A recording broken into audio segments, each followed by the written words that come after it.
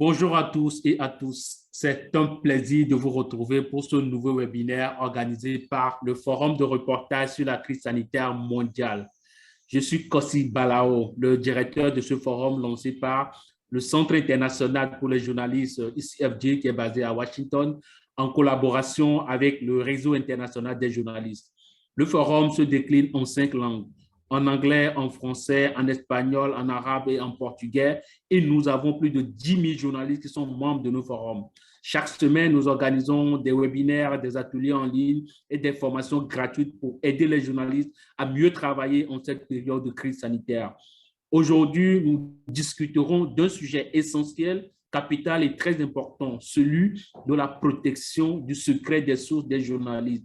Elle est indispensable non seulement à l'exercice du journalisme, mais aussi utile pour l'existence d'une presse indépendante.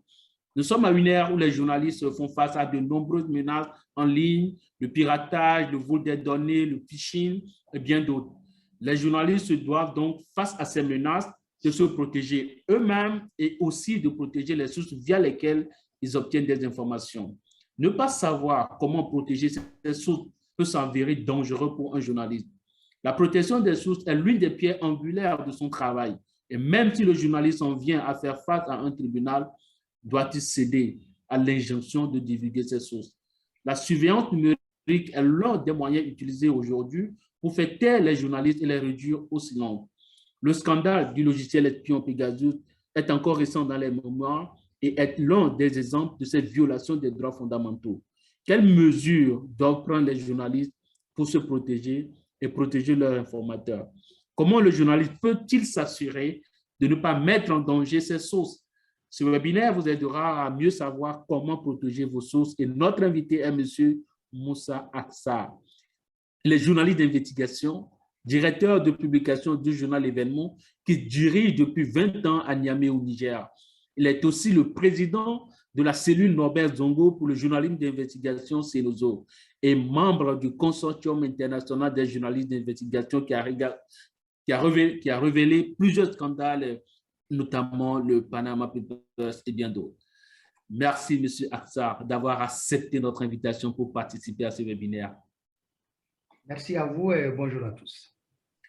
Pour les participants, vous pouvez poser vos questions dans les commentaires sous la vidéo sur Facebook ou dans la boîte de discussion qui est juste en bas de vos écrans pour ceux et celles qui nous suivent via Zoom.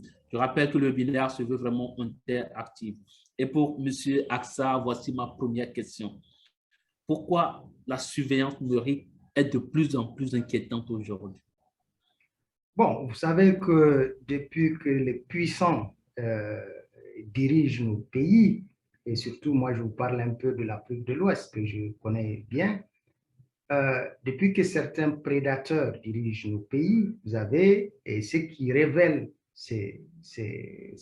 des malversations, ce qui révèle certaines choses qui sont cachées par ces prédateurs, sont surveillés par les services de l'État.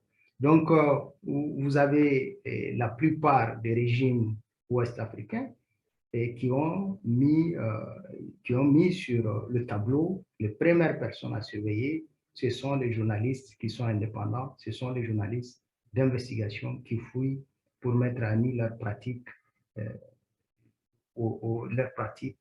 dans la gouvernance de nos pays.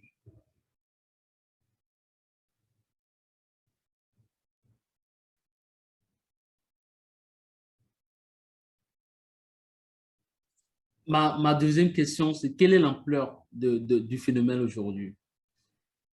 Oui, la surveillance, je vous donne des exemples. Il y a eu beaucoup de journalistes d'investigation dans cette partie de l'Afrique qui sont surveillés nuit et jour par les dirigeants parce qu'ils ont mis à nu certaines pratiques mafieuses à l'actif de ces dirigeants.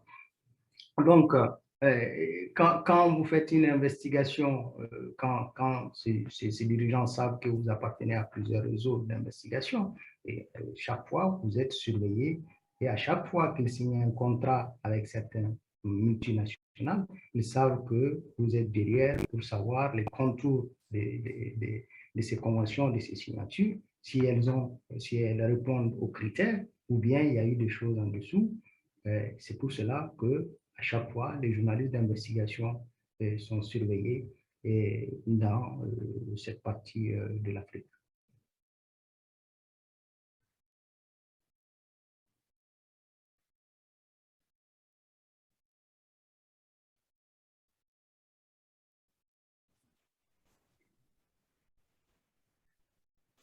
J'ai eu un petit souci de connexion Internet. Est-ce qu'il est finalement possible de stopper cette surveillance contre les journalistes? Non, on peut pas la stopper. C'est quand vous avez des régimes qui se reprochent rien.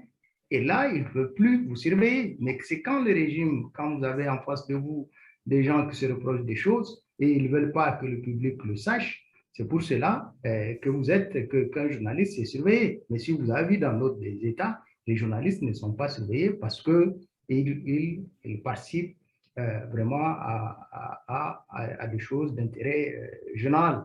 Donc, c'est dans des États où vous n'avez plus il n'y a pas de démocratie ou de démocratie en construction, où les gens se reprochent certaines choses, que les journalistes sont surveillés. Donc, on peut pas dire que, surtout, moi je parle de l'Afrique, que les journalistes, que c'est pour demain que les journalistes ne seront pas surveillés. Donc, des pays comme la Norvège, il y a très peu de cas où vous avez une démocratie. Dans les pays surtout où la démocratie a avancé, les journalistes sont vraiment même des complices, si on peut le dire, des complices de ces États pour mettre à nu vraiment certaines pratiques qui violent la bonne gouvernance.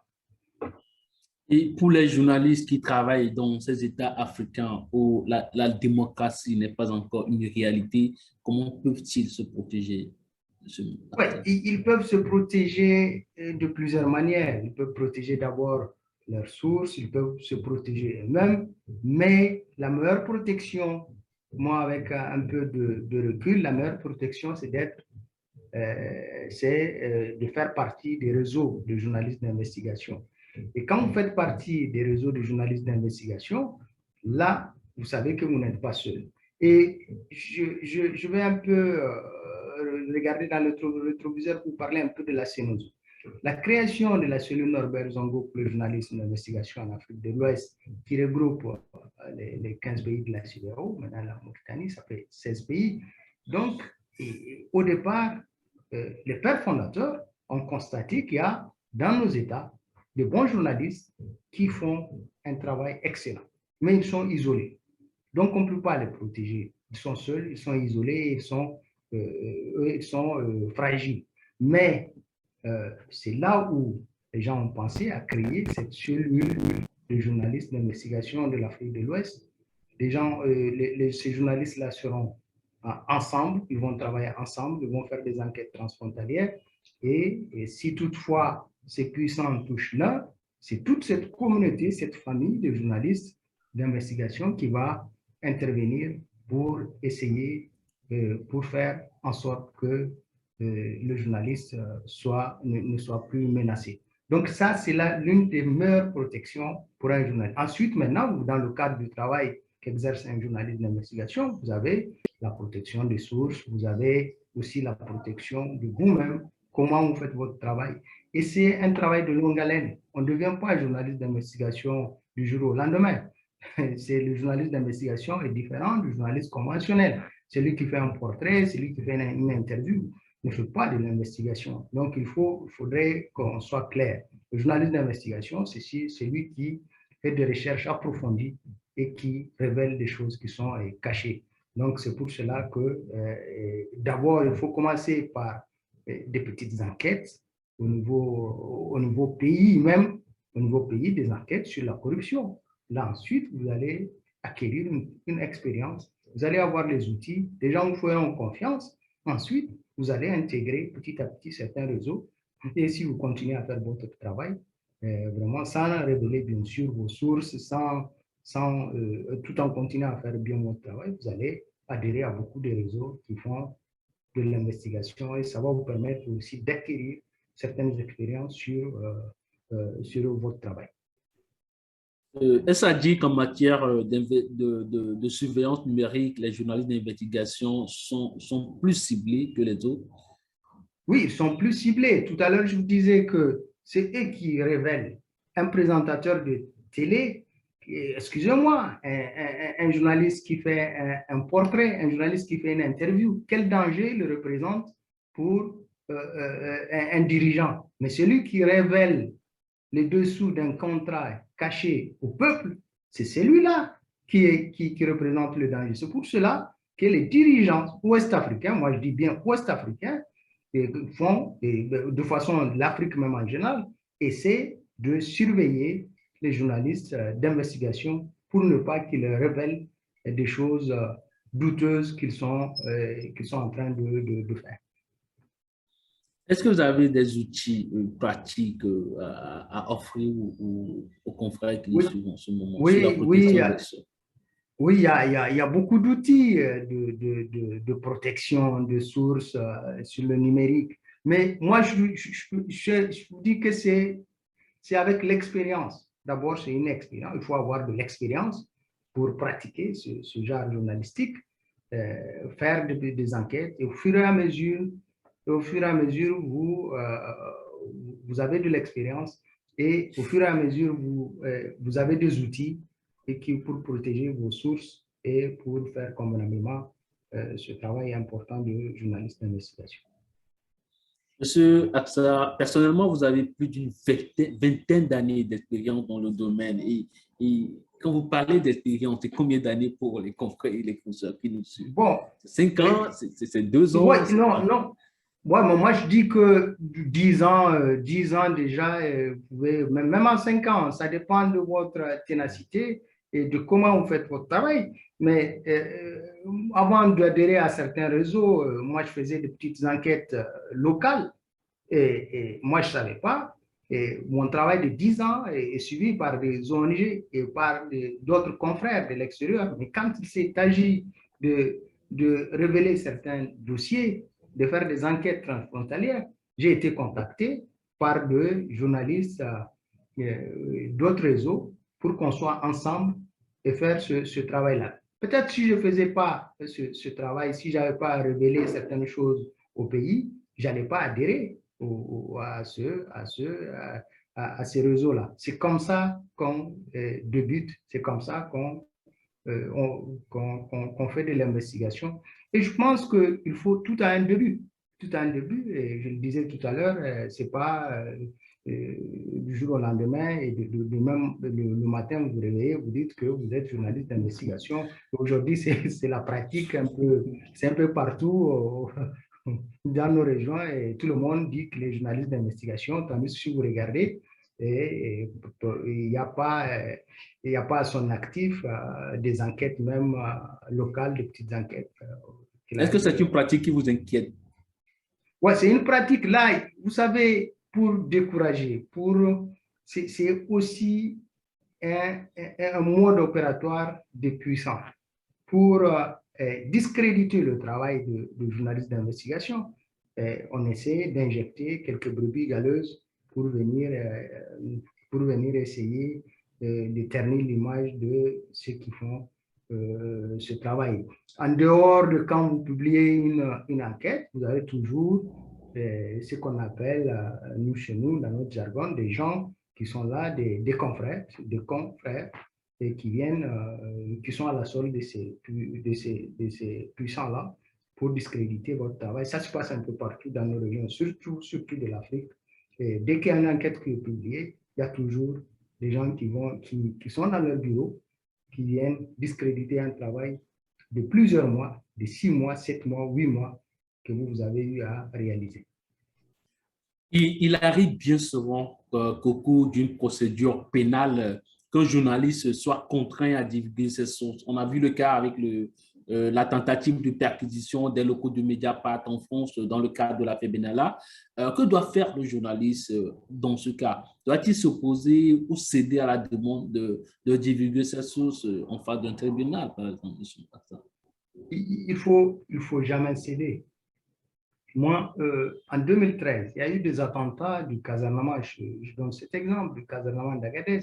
Il y a eu des attentats, j'ai eu des sources, j'ai eu des documents confidentiels qui ont été envoyés au président de la République. J'étais peut-être l'un des rares à avoir ces documents en dehors de 2 personnes, mais je les ai exploités. Après, j'ai été mis sous surveillance pendant un bout de temps pour savoir quelle est ma source. Et ensuite, c'est une plainte qui s'en est suivie. Je préférais être condamné sans dire un mot, parce que là, si je me présente devant le tribunal avec certaines questions, je serais obligé de répondre. Et là, je vais diriger les enquêteurs sur ma source. Je préférais être condamné que de révéler mes sources. Voilà, c'est des exemples comme ça. C'est un attentat terroriste. C'est un attentat terroriste d'une caserne militaire menée par Ben Mokhtar, la caserne d'Agadez. Vous dites que vous préférez être condamné que de révéler vos sources. Et en face de la justice, que répondre quand on demande en fait qui est votre source? Je réponds.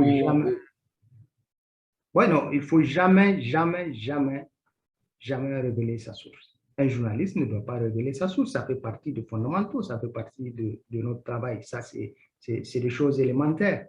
Même si on n'est pas journaliste d'investigation, si on est même journaliste conventionnel, on ne révèle pas sa source. À plus forte raison, un journaliste d'investigation qui fait ses recherches approfondies et qui trouve des gens, des gens de valeur qui lui révèlent certaines informations pour que le public sache ce qui s'est passé.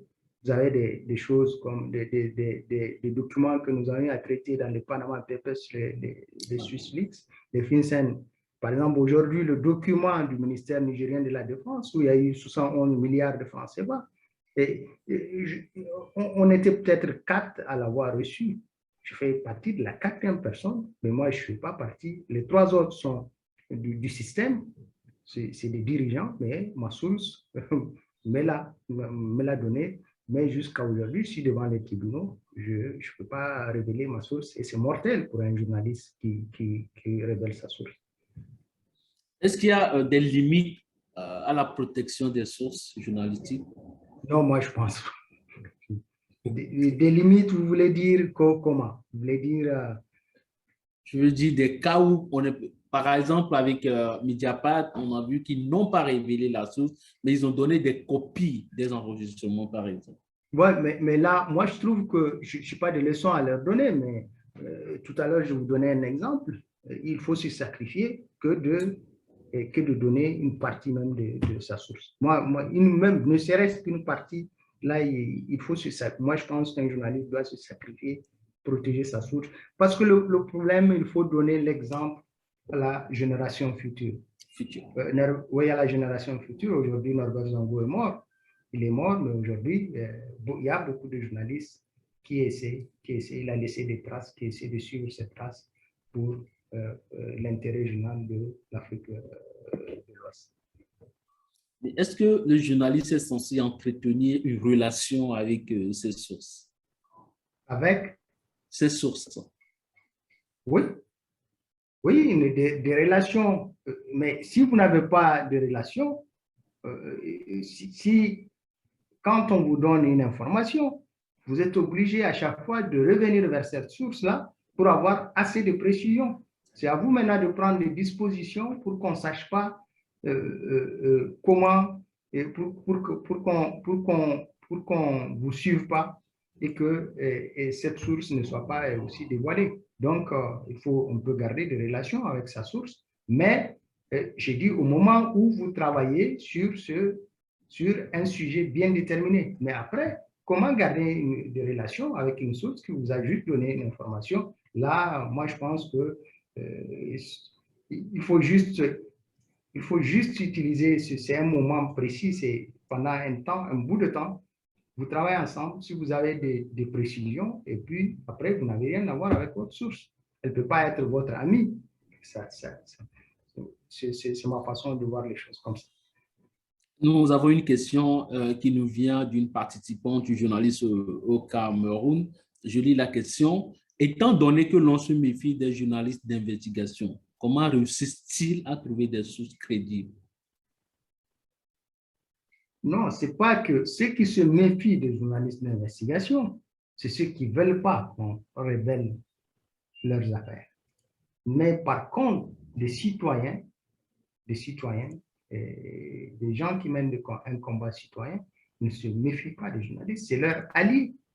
C'est leur allié, ceux qui veulent de l'intérêt général, ceux qui veulent une bonne gouvernance, surtout la bonne gouvernance, ce sont les alliés des journalistes d'investigation. Vous ne pouvez pas avoir peur d'un journaliste d'investigation. Les journalistes d'investigation, dites-moi des cas où des journalistes d'investigation ont révélé leurs sources.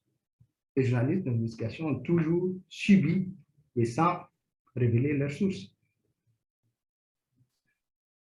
La protection des sources est garantie par la loi française et le droit européen, mais est-ce que c'est aussi le cas au Niger ou dans d'autres pays africains? Excellent, excellent. Vous savez, quand vous parlez de loi, vous me faites sourire. Je vous disais tout à l'heure, dans cette partie de l'Afrique, nous sommes dans des démocraties en construction. Et c'est quand vous révélez même des choses, c'est vous tout dernièrement, et j'ai aimé une excellente phrase de mon avocat qui a dit que je suis victime d'un délit de dénonciation. Quand vous dénoncez, c'est vous que la justice en Afrique poursuit. Tandis qu'ailleurs, c'est à base de ce travail de journaliste d'investigation, un support d'un document de journaliste d'investigation, c'est à base de ce support que le procureur s'en saisit. Oui, il travaille. Donc, quand on peut parler de loi, oui, en Europe ou ailleurs, les gens sont bien lotis. Mais ici, nous avons des justices qui sont caporalisées par un système.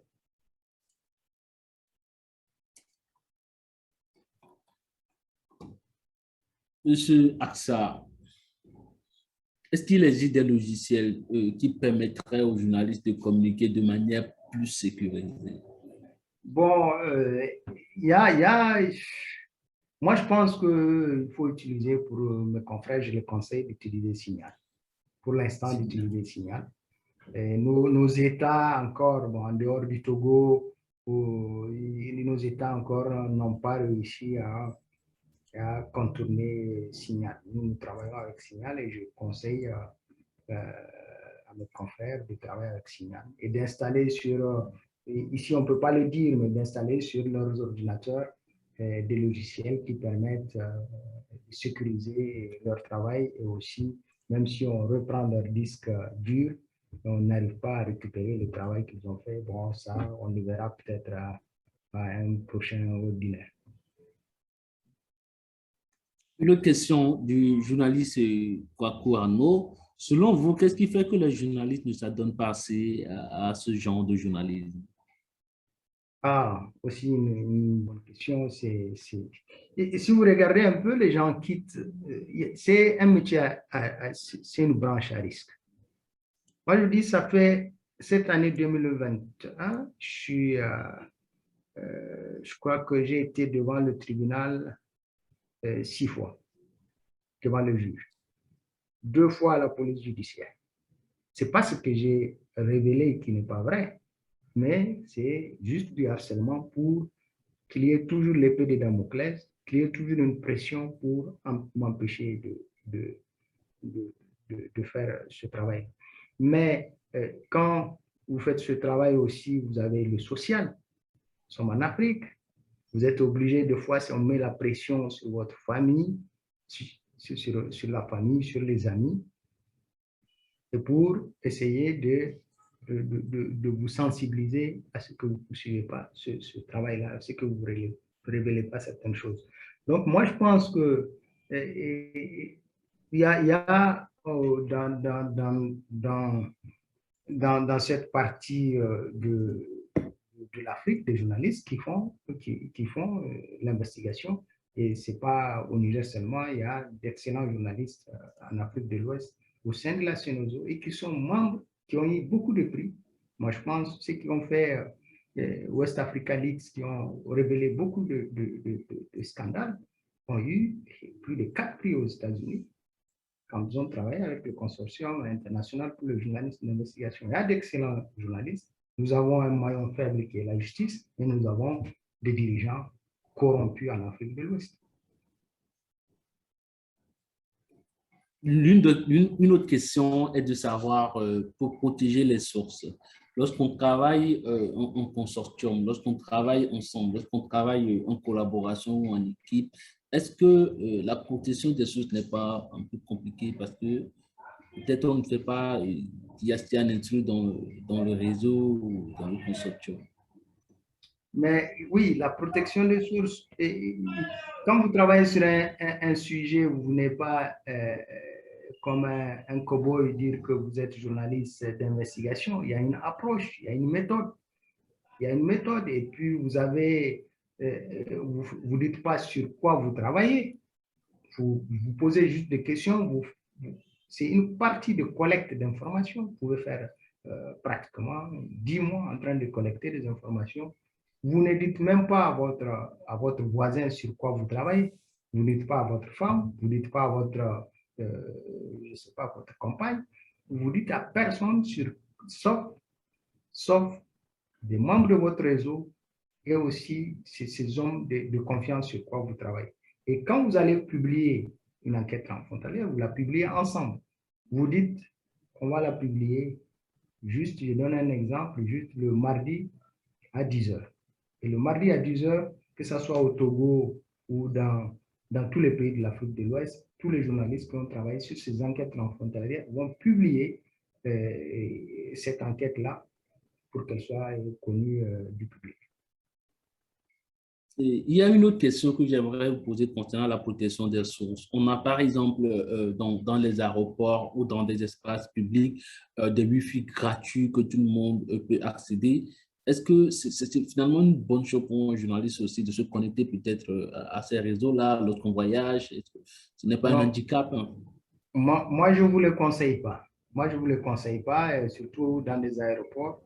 Je ne vous le conseille pas. Quand c'est libre, évitez au maximum de vous connecter, surtout avec les appareils sur lesquels vous travaillez, sur lesquels vous faites les investigations. Avec un autre appareil, vous pouvez vous mettre, mais sur des appareils sur lesquels vous faites des recherches, surtout vous faites de la collecte de données pour une investigation, je ne vous conseille pas d'utiliser ces réseaux qui sont libres.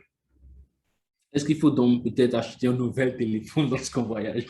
Bon, ouais, voilà. Essayez toujours votre matériel avec lequel vous faites de l'investigation, il faut le sécuriser. Au maximum, il faut le sécuriser. Mettez beaucoup de logiciels pour le sécuriser. Mettez beaucoup de précautions. Et il faut, même s'il tombe dans la main des mains de certaines personnes, il ne faudrait pas qu'on sache sur quoi vous travaillez. Vos mails, il faut les sécuriser. Il y a une manière de sécuriser les mails, avoir des clés, tout ça, ça s'apprend. Ça s'apprend quand vous entrez dans certains réseaux. Vos mails sont sécurisés, il faut avoir des clés pour ouvrir vos mails. C'est une chose aussi importante. À part Signal pour communiquer et puis les clés pour sauvegarder ces contenus et l'utilisation des disques, est-ce qu'il y a d'autres logiciels ou outils que vous souhaiteriez recommander à ces confrères? Non, pour l'instant, moi, je vous recommande, on commence par ça. Je vous recommande ça et puis pour le reste, c'est quand vous êtes en plein dans des enquêtes et que au fur et à mesure, les confrères, c'est les plus âgés. Et c'est là l'avantage d'être dans des réseaux d'investigation, les plus âgés, les plus expérimentés aussi, expérimentés, je veux dire, partagent avec les jeunes avec les jeunes et c'est vice-versa. Et vous constituez une famille. Et c'est cette famille-là qui essaie de faire bouger les choses dans cette région du monde. Une autre question qui nous revient de la journaliste qui avait posé la question de savoir pourquoi on se méfie des journalistes scientifiques. La question dit ceci, vous dites qu'il ne faut pas garder la relation avec sa source que le temps de l'enquête. Et si un autre travail vous ramène vers lui, ne pensez-vous pas qu'il peut vous repousser? Non, non, pas du tout, pas du tout. Mais c'est juste, et, et je pense, hein, c'est juste pendant le moment où vous faites votre enquête, mais c'est en ce moment qu'il faut garder, moi de mon point de vue, hein, qu'il faut avoir une relation, garder un contact avec cette personne. Mais une fois que votre enquête est finie, un jour, qu'est-ce qui prouve qu'on ne va pas utiliser cette source-là pour venir vous empêcher de faire autre chose? Donc, moi, je pense, de mon point de vue, c'est un contrat. Vous venez, vous avez quelque chose à révéler. Vous êtes une source. Vous me donnez l'information. Je travaille sur ce document pendant un temps T. Après, je pense que nos relations s'arrêtent là. Mais si demain, vous avez vu que j'ai pu faire ce travail d'investigation et que ça aboutit sans vous citer, si vous avez encore une autre révélation à faire, vous passez par moi et puis c'est toujours pendant un temps bien précis. C'est là où s'arrête notre relation. C'est mon point de vue, j'ai dit. Ça, c'est mon point de vue et c'est comme ça que moi, je travaille. Donc, il n'y a pas une règle écrite où il faut, voilà, comment doit se comporter et le journaliste en pareil cas. Dans la relation que le journaliste entretient avec sa source, il y a aussi la confiance. Comment on arrive à gagner cette confiance? Oui, la confiance. Je viens de vous dire que au départ, quand un journaliste au Togo fait des révélations, se sacrifie sur une enquête localement d'une région. Ensuite, il poursuit, il fait 2, 3 enquêtes. Là, parmi la centaine de journalistes, s'il y a s'il y a une personne qui veut révéler des choses, c'est à ce journaliste-là que cette personne va s'adresser. Elle ne va pas s'adresser à quelqu'un, à un autre qui a fléchi ou qui s'est fait corrompre ou qui mange sur la même table que les dirigeants du pays. Donc, c'est comme ça que ça se passe. Donc, c'est cette confiance-là que vous-même vous avez, que vous-même, c'est à vous de créer, de faire en sorte que les gens aient confiance en vous donnant certaines informations très sensibles que vous révélez au public. À quoi sert la protection des sources journalistiques? Mais quand vous ne protégez pas vos sources, mais est-ce que demain, vous allez continuer? Moi, je me dis que si je révèle ma source, demain, je ne sais pas comment je vais regarder cette personne. Et je pense que c'est mortel. Je le disais, c'est mortel. On ne révèle pas sa source. Je vous ai donné un exemple, c'est quand même un attentat terroriste, il y a eu des morts. Et donc, je préférais être condamné. J'ai subi que de révéler ma source. Et aujourd'hui, je connais ces personnes-là. Et quand elles me voient, c'est tout le respect. Une autre question du journaliste béninois de Kadjabi Romain. Est-ce que la carte de presse a une importance dans une investigation? Oui, elle a une importance. Hein. Et vous savez, c'est quand vous faites une investigation, c'est vous vous présentez en tant que journaliste, vous pouvez collecter des données pour récolter des informations. Mais vous ne venez pas dire que, voilà, vous faites une investigation, vous avez tel document, ça, la personne va se braquer. C'est à la dernière phase que vous passez aux questions-réponses. Vous collectez les informations. Maintenant, la dernière phase, vous allez vers la personne qui est incriminée, vous lui posez des questions pour avoir son son de cloche avant de rédiger votre article ou de le publier. Monsieur Aksa, est-ce que vous avez d'autres conseils à donner? D'autres choses, des questions que j'aurais manqué de vous poser peut-être? Non, mais c'est toujours que nous avons beaucoup de choses à faire dans nos pays, beaucoup de choses. Au Niger, au Togo, au Bénin, au Burkina, un peu partout. Des choses comme par exemple, Où nous avons beaucoup de choses à faire parce que il y a une perte de valeur. Si vous regardez un peu dans nos régions, il y a une perte de valeur. Aujourd'hui, c'est les plus corrompus qui est respecté. Ceux qui dénoncent la corruption, ceux qui dénoncent la mauvaise gouvernance, c'est eux qui sont inquiétés. Donc, le conseil que je donne à mes confrères, c'est qu'on se tienne main dans la main pour faire bouger les choses dans nos pays. Parce que pour avoir travaillé un peu pour avoir été sur les théâtres des opérations, dans la lutte contre le terrorisme, tout ce qui s'ensuit, dans les trois frontières, entre le Niger, le Mali, le Burkina et dans le Libye, la Tchad, je sais que c'est la pauvreté, c'est la lutte contre la corruption. Tant qu'on ne lutte pas contre la corruption, on aura toujours des obscurantistes qui sont en train un peu de progresser vers les côtes, vers le Bénin, vers le Togo et même vers la Côte d'Ivoire, vous avez vu. Donc, il faudrait que nous, journalistes, on s'associe, qu'on travaille main dans la main pour voir dans quelle mesure on peut lutter contre la corruption qui est la clé. Ça, c'est le passage. Tant qu'on ne lutte pas contre la corruption, et c'est une porte pour que les gens vraiment embrassent l'extrémisme violent. Donc, c'est c'est à nous aussi d'éveiller, c'est à nous d'éveiller les consciences. Voilà le message que je voulais donner aux confrères. c'est la dernière question de cette session qui nous revient encore du confrère de Kadia Biromain.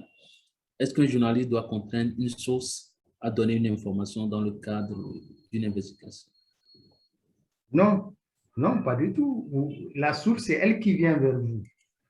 Mais si vous êtes sur une enquête, sur un dossier, vous trouvez le nom d'une personne X, vous travaillez là-dessus, vous faites d'abord, vous collectez des informations concernant cette personne X, mais c'est à la fin, avant de publier comme nous le recommande notre code d'éthique et de déontologie, c'est de poser la question à cette personne X, mais vous le faites à la dernière phase.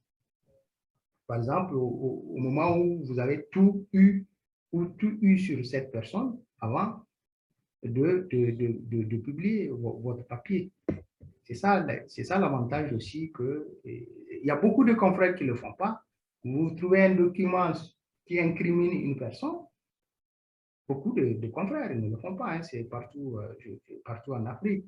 Vous mettez à rédiger un article, vous dites qu'à la base de ce document, sans chercher à contacter cette personne. Vous le faites à la dernière minute et c'est qu'elle a dit, des fois, il y a eu des cas où les gens vous invitent à venir. Il y a d'autres qui repartent avec des enveloppes, ils oublient le document. Ils ne font plus les enquêtes. C'est comme ça que ça se passe, mais c'est toujours bien d'avoir le son de cloche et de rédiger l'article. Ça, c'est à la dernière phase. Merci infiniment, Monsieur Moussa Aksa, d'avoir partagé des conseils pratiques, ces ressources avec les journalistes francophones du monde entier. Le webinaire est diffusé en direct dans notre forum de reportage sur la crise sanitaire qui rassemble quand même plus de 2500 journalistes francophones. Merci surtout pour votre disponibilité. Merci pour tout ce que vous aviez pu dire pour aider les journalistes à mieux protéger leurs sources. Nous avons lancé un petit sondage qui nous permet de savoir si le webinaire a été intéressant, riche et utile pour les confrères. C'est un exercice qui nous permet d'améliorer nos prochaines offres, puisque nous organisons chaque semaine des webinaires pour aider les journalistes et notre volonté ou notre objectif est d'organiser des séances ou des sessions qui intéressent et qui sont utiles pour les confrères du monde entier. Merci encore infiniment, M. Moussa Akhtar, pour votre temps et bonne journée à vous et à la prochaine. Merci et bonne journée à vous aussi. Nous avons aussi lancé, je rappelle, avant d'oublier, nous rendons chaque année, l'ICF rend hommage aux journalistes du monde entier.